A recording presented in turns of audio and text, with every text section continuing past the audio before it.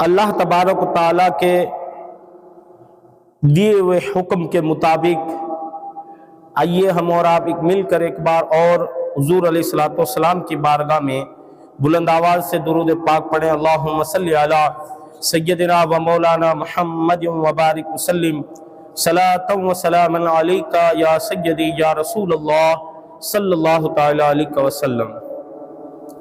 معزز سامعین کرام، ذی الحج کا مہینہ اسلامک سال کے مطابق آخری مہینہ ہے، اور اس کے بعد جو مہینہ آنے والا ہے محرم الحرام کا مہینہ اسلامک سال کے مطابق وہ سال کا پہلا مہینہ ہوتا ہے۔ آپ ان دونوں مہینوں کی 10 تاریخ پر غور کریں۔ عید الاضحیٰ 10 تاریخ کو منائی جاتی ہے، پوری امت مسلمہ کو اچھی طریقے سے اس کی خبر ہے، اور سب لوگ اس سے وابستہ ہو چکے ہیں، اور اللہ نے اگر زندگی دی اور سلامتی والی زندگی دی تو انشاءاللہ آئندہ سال پھر ہم عید الاضحیٰ سے آراستہ ہوں گے۔ لیکن مہینہ آخری مہینہ اور جو محرم الحرام کا مہینہ ہے وہ سال کا پہلا مہینہ ہے، یعنی مذہب اسلام کے اس سال پر آپ فکر کریں، ایک لمحے کے لیے اس پر سوچیں، تھوڑی دیر کے لیے اپنا دھیان لگائیں اور غور کریں اس بات پر۔ ذی الحج کا مہینہ آخری مہینہ ہے، آخری مہینے کی 10 تاریخ ہمیں یہ سبق دیتی ہے کہ جب تم 10 تاریخ تک پہنچو تو پھر اپنی تاریخ اٹھا کے اس کو یاد کرو۔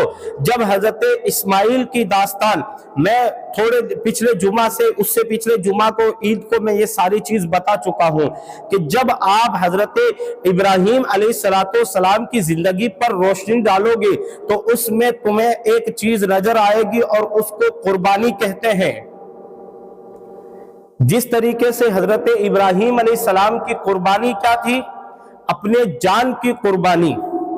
حضرت ابراہیم علیہ السلام کو آگ میں پھینکا گیا نمرودیوں دوارا، تو پتا چلا کہ حضرت ابراہیم علیہ السلام نے اپنی زندگی میں اپنی جان کی قربانی دی اللہ کے حکم کے مطابق۔ اللہ ہمیں اس چیز سے کیا سبق دے رہا ہے کہ دیکھو ذی الحج کی 10 تاریخ کو عید الاضحیٰ پر تم قربانی کیا کرو، قربانی کا حکم آیا۔ حضرت ابراہیم علیہ السلام کی زندگی جان کی قربانی دی، حضرت اسماعیل علیہ السلام کی قربانی نبی ہیں، ان کی قربانی کے ہم ایک ذرے کے برابر نہیں پہنچ سکتے، لیکن ایک لمحے کے لیے غور کرو کہ حضرت اسماعیل علیہ السلام کو جب قربانی کی باری آئی تو حضرت اسماعیل علیہ السلام نے جس چیز کو قربان کیا وہ چیز تھی خود کی جان، خود کی جان کو قربان کیا۔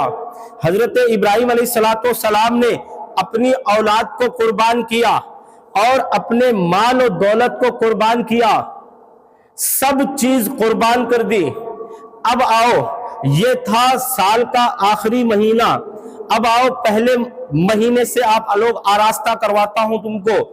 آپ ذی الحج کی 10 تاریخ کو قربانی قربانی قربانی کا نام سنتے رہ گئے، لیکن آؤ محرم کی 10 تاریخ سے آراستہ ہو، تب تمہیں پتا چلے گا۔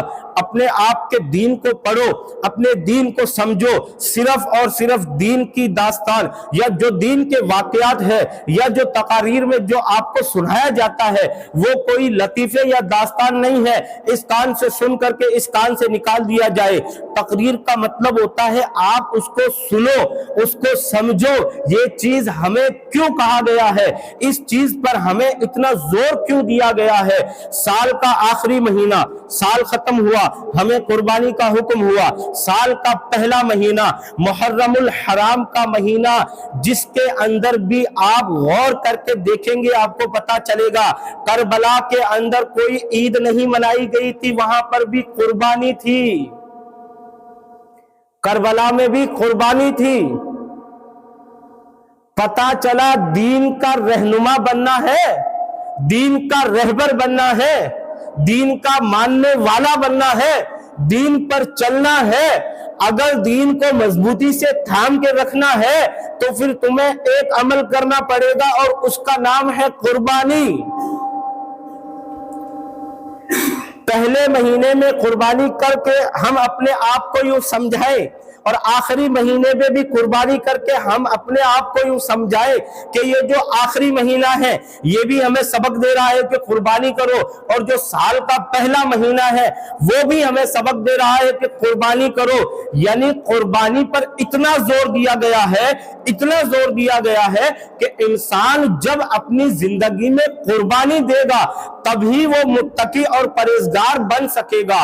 اگر وہ جب تک اپنی من پسندیدہ سب سے محبوب چیز، سب سے خوبصورت چیز، سب سے چہیتی چیز اللہ کی راہ میں قربان نہیں کرتا تب تک وہ کامل ایمان والا نہیں بن سکتا۔ تو اتنی زور قربانی پر کیوں؟ پتا چلا بغیر قربانی کے تم اس منزل تک نہیں پہنچ سکتے جس منزل پر تمہیں ہونا چاہیے۔ مثال کے طور پہ نمازی بننا ہے، وقت کی قربانی،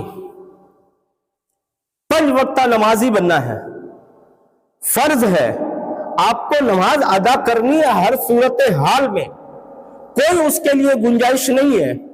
تب گنجائش دی جاتی ہے کہ انسان 24 گھنٹے بے ہوش رہے، تب اس وقت نماز معاف کی جاتی ہے ایک انسان کی،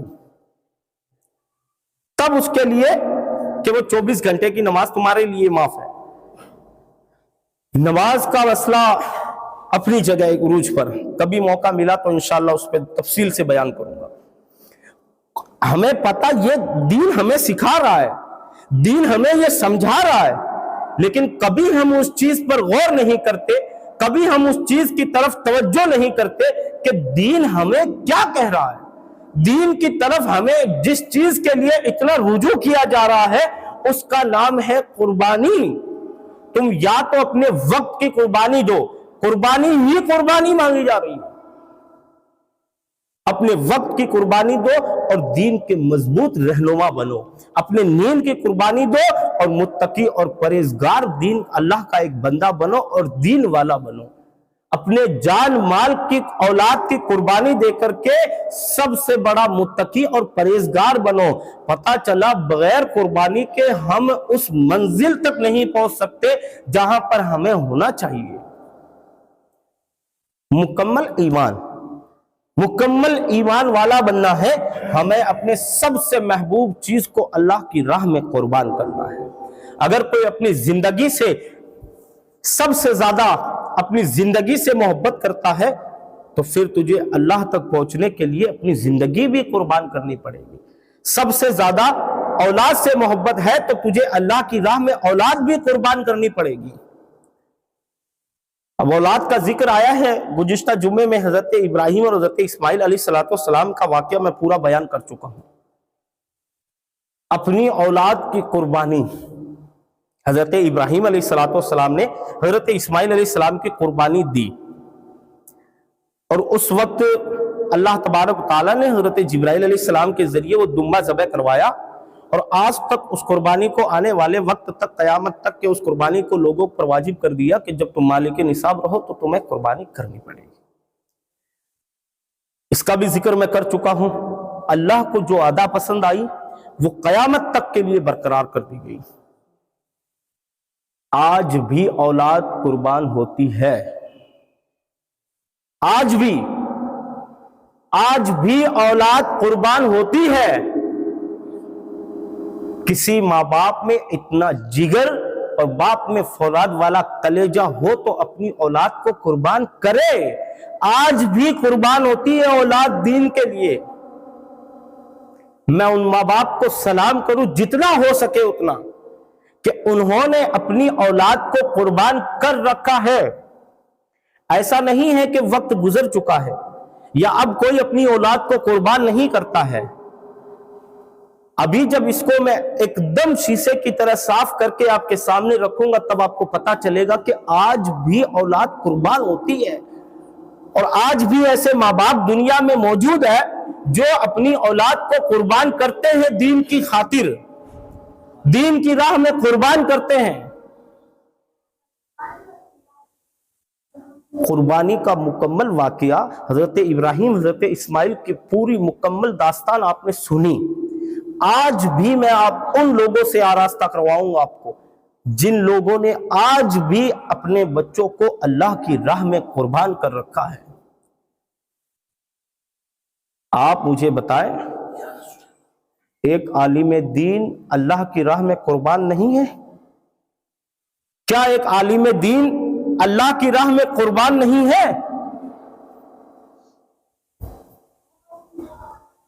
ایک عالم دین اللہ کی راہ میں پورا قربان ہے۔ تھوڑا سا اس کو گہرائی سے دیکھو، اس کو ایک دم قریب جا کر کے دیکھو۔ ایک عالم دین کی زندگی سے آراستہ ہو تب تمہیں پتا چلے گا ایک عالم دین اللہ کی راہ میں پورا قربان ہے، پورا قربان ہے۔ میں نے ایک لمحہ عالم دین کے بیچ میں بتایا ہے، اور اس ہر ایک سیڑھی کو میں نے پار کیا ہے جو عالم دین بننے کے لیے کی جاتی ہے۔ اور میں نے جب قربانی کا واقعہ پڑھا تب مجھے پتا چلا آج کے وقت میں اگر کوئی سب سے بڑی قربانی پیش کرتا ہے تو وہ ایک عالم دین ہے جو وارث بنا ہوا ہے منبر و محراب کا۔ انہیں سب سے بڑی قربانی، بڑے جانور قربان کر کے بڑے چوڑے ہو کے چلتے ہو کہ میں اتنا بڑا جانور قربان کیا ہے۔ آپ کی قربانیاں اللہ کی راہ میں قبول ہو جائے، رب کی بارگاہ میں دعا ہے، لیکن عموماً طور پر قربانیوں کے حالات یہ ہو گئے کہ یہ 20,000 کا جانور لایا تو میں نے 50,000 کا قربان کرنا ہے۔ اپنی زندگی کو اللہ کی راہ میں قربان کرنے کے لیے ایک عالم دین اپنی پوری زندگی اللہ کی راہ میں قربان کر دیتا ہے۔ کیا سمجھ رہے ہو؟ یہ عالم دین وہ ہے جو 2 کتابیں پڑھ کے مصلی پہ کھڑے ہو گئے اور تمہیں سنانے کے لیے چالو ہو گئے؟ ایک عالم دین اپنی پوری زندگی کے اندر یہ سوچو کہ بچپنے کا جب عالم ہوتا ہے، جب تمہارے گھروں میں بچے گاڑیوں سے کھیلتے ہیں، اس وقت ایک عالم بننے کے لیے اپنے ماں باپ سے جدائی برداشت کرنی پڑتی ہے، تب جا کر کے ایک عالم دین تیار ہوتا ہے۔ عالم دین اپنا بچپنا پورا قربان کر دیتا ہے، تب جا کر کے ایک عالم تیار ہوتا ہے۔ اس کے بعد وہ پڑھتے پڑھتے جوانی کی دہلیز تک پہنچ جاتا ہے۔ 10 سال مکمل، 10 سال کا عرصہ دارالعلوم میں گزارتا ہے وہ۔ اس کے اندر پریشانیاں انلمیٹڈ پریشانیاں ہیں جس کا کوئی واسطہ ہی نہیں، مقابلہ بھی نہیں کر سکتا۔ کھانے کے آراستے اگر آپ سوچو گے کہ اگر بچہ گھر میں کھانا نہیں کھائے، اگر مرضی کا کھانا نہ بنے، ماں اس کو بہلا پھسلا کے بیٹا یہ نہیں تو یہ کھا لے، تیرے لیے الگ کھانا تیار ہو جائے۔ اور آج بھی میں ان گھروں سے آراستہ ہوں، ایک گھر میں ایک وقت میں 2 طرح کے کھانے بنتے ہیں، یہ میرا بیٹا کھاتا نہیں ہے، اس کے لیے الگ سے کھانا تیار کیا جائے۔ ان بچوں کی جا کر کے آپ زندگی دیکھو، ایک وقت جو کھانا بنا ہے، جو بچہ اپنی مرضی کے مطابق کا گھر میں 2 3 مرتبہ کھانا بنوا لیتا ہے، وہ جا کر کے دارالعلوم کے اندر ایسے سبزی سے آراستہ ہوتا ہے، ایسی دال سے آراستہ ہوتا ہے کہ ایک چمچ دال ڈال دی جائے تو اس کے اندر سے دال کے 3 4 دانے اٹھا کے باہر نکال لیے جائے، ایسی دال وہ کھاتا ہے۔ یہ قربانی نہیں ہے، یہ قربانی نہیں ہے۔ اس سے زیادہ اور قربانی کیا ہو سکتی ہے؟ پورا بچپنا اللہ کی راہ میں قربان کر دیا۔ ان ماں باپ کو آپ کیا کہنا چاہو گے؟ ان ماں باپ کا جگر، ان ماں باپ کی ہمت کو سلام ہے۔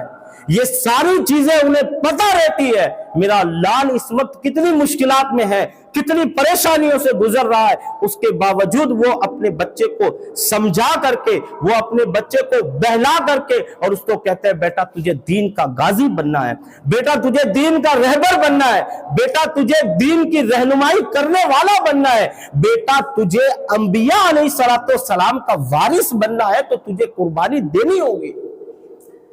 اپنا پورا بچپنا دین کی خاطر وہ شہید کرتا ہے، قربان کرتا ہے۔ اس کے بعد وہ دہلیز جوانی پر قدم رکھتا ہے۔ اب کیا سمجھ رہے ہو؟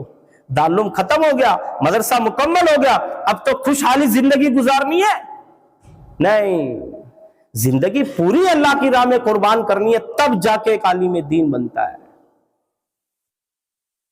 जवानी की दहलीज पर कदम रखा, 10 साल दारुल में आपको देना ही देना पड़ेगा अगर एक आलिम दीन बनना है।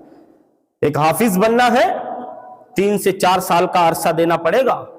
मुफ्ती बनना है 3 से 4 साल का अरसा देना पड़ेगा। मुकम्मल तालीमी मयार 15 साल का होता है अगर एक मोतबर आलिम तैयार होता है। अपनी जिंदगी के 15 साल अगर किसी ने दीन के लिए घर से जुदाई बर्दाश्त की है, माँ बाप से जुदाई बर्दाश्त की है, अपने रिश्तेदारों से जुदाई बर्दाश्त की है, अपने अहलो अयाल की शादियों में वो ना जा सका, वो भी उसने जुदाई बर्दाश्त की है, अपने रिश्तेदारों के जनाजे में भी ना जा सका, वो उसने जुदाई बर्दाश्त की है, इससे ज्यादा और कुर्बानी दीन के लिए क्या दी जा सकती है। आज भी लोग अपने माँ बाप अपने बच्चों को दीन पे कुर्बान करते हैं।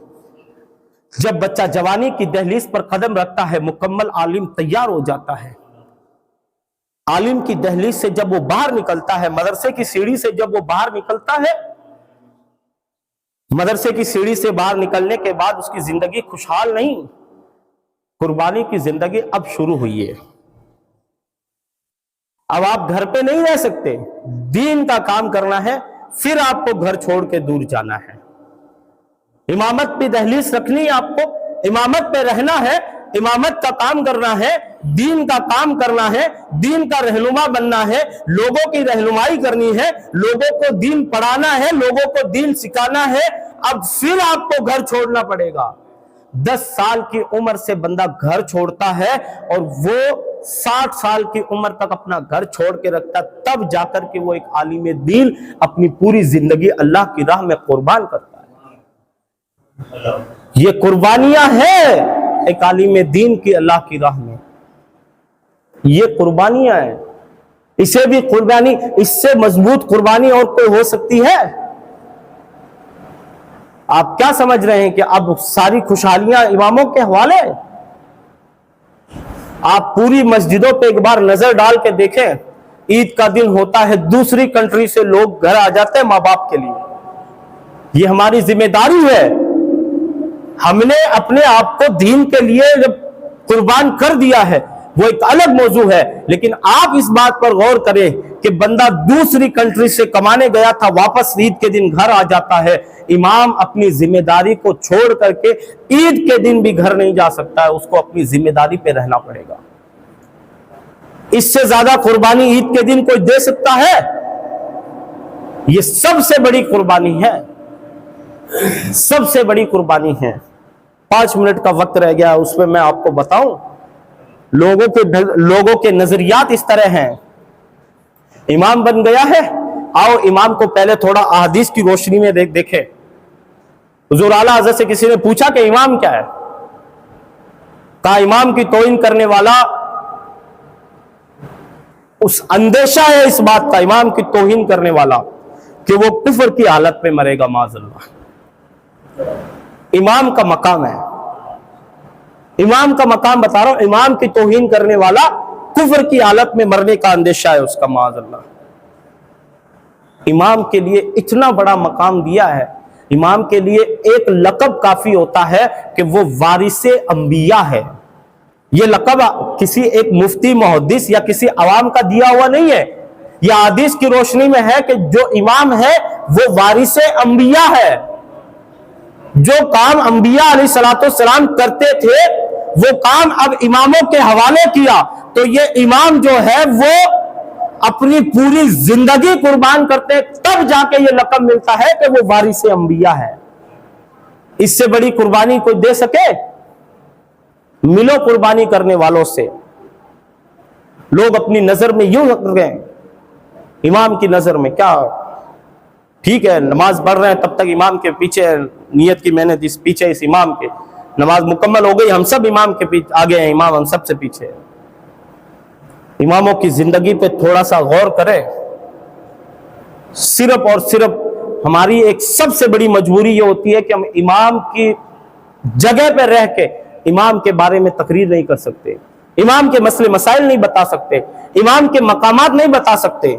लोगों की नजरों में सबसे पहले दिमाग में ये सवाल उठेगा कि सबसे पहले ये अपनी जमानत के लिए कर रहे हैं।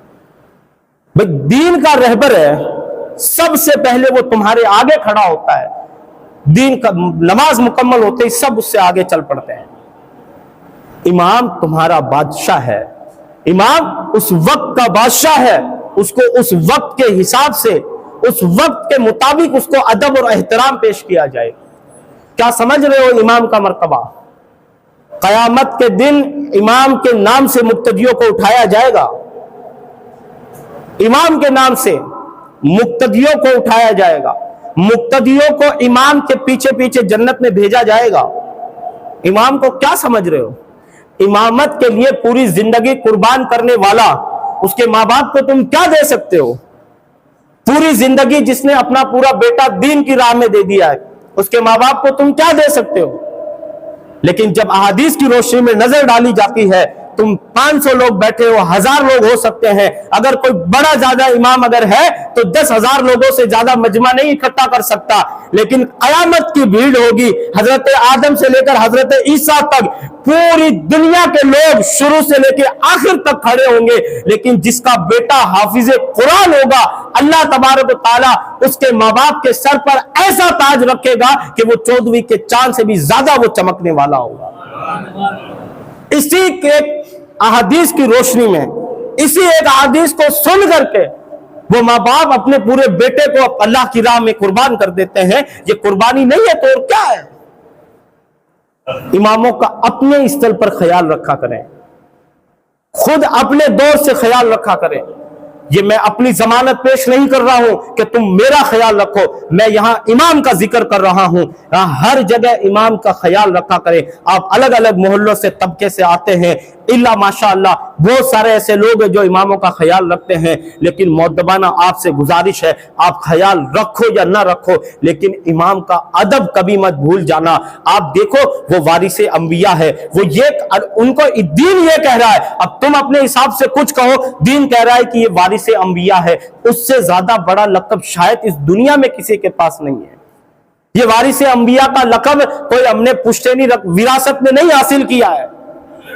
یہ وارث انبیاء کا لقب کسی 5,000 لوگوں کے یا 10,000 لوگوں کے جھنڈ نے مل کر کے ہمیں کوئی کرسی یا سلطنت عطا نہیں کرتی ہے۔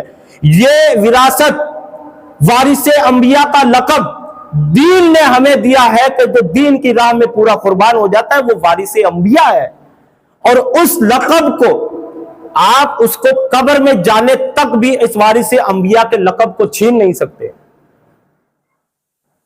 5-10 سال کی کڑی محنت کے بعد M P M L A کی کرسیوں سے جیت جتا کر کے 10 سال بعد ہار گئے، تمہارا معاملہ ختم۔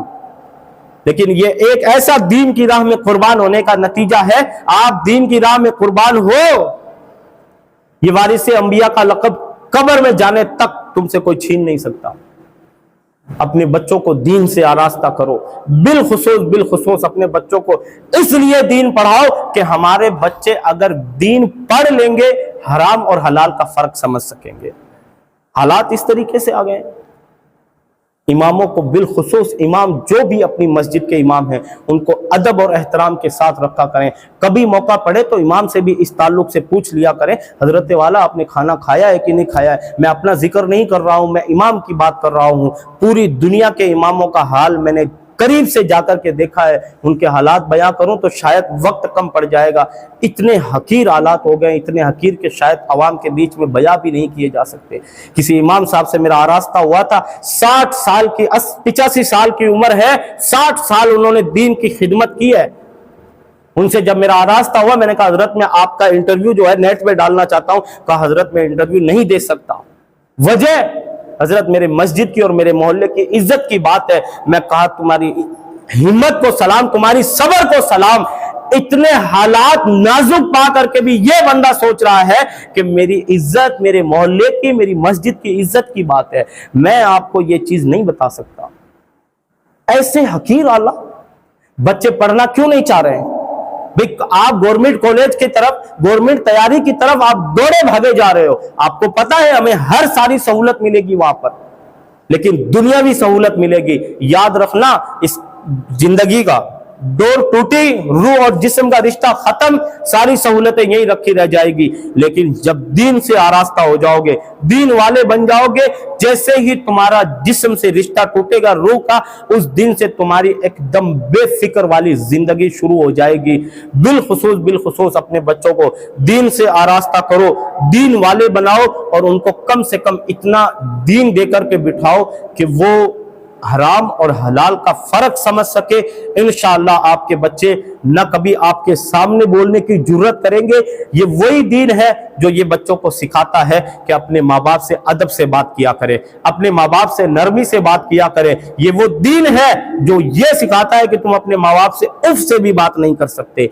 अब इस दीन को अगर तुम छोड़ करके अपने बच्चों को सिर्फ और सिर्फ दुनियावी तालीम में लगा के रखोगे, वो बड़े होने के बाद माँ बाप से एकदम तेज लहजे में बात करने की आदत उनकी शुरू से लगी रहती है। मुअद्दबाना गुजारिश है, आप बिलखुसूस अपने बच्चों को इतना दीन से आरास्ता करो कि वो कभी भी दीन के बागी ना बने और हमेशा हराम और हलाल का फर्क समझ सके। अल्लाह तबारक व तआला की बारगाह में दुआ है, अल्लाह हम सबको दीन से आरास्ता रखे और दीन का गाजी बना के रखे। अस्सलामु अलैकुम व रहमतुल्लाहि व बरकातुहू।